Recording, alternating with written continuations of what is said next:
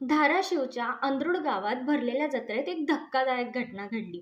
पुण्याचा कुख्यात गुंड निलेश घायवळ, ज्याचं नाव अनेक गुन्ह्यांशी जोडलं गेलंय, जो एकेकाळी शहरात दहशतीचं प्रतीक मानला जायचा, तो आपल्या साथीदारांसोबत कुस्तीचा फड पाहत फिरत होता. आणि तेवढ्यात गर्दीतून अचानक एक तरुण पुढे येतो आणि सरळ घायवळच्या कानाखाली एक लगावतो.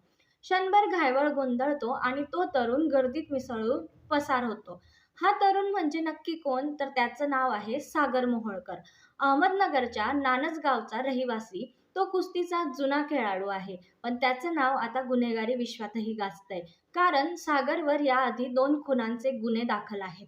एका खुनात तो तुरुंगात गेला आणि तुरुंगातच दुसरा खून केल्याची माहिती समोर आली. या घटनेनंतर वाशी पोलिसांनी त्याला ताब्यात घेतलं असून त्याच्यावर भारतीय दंड विधानाच्या कलम 194(2) अंतर्गत गुन्हा दाखल झालाय.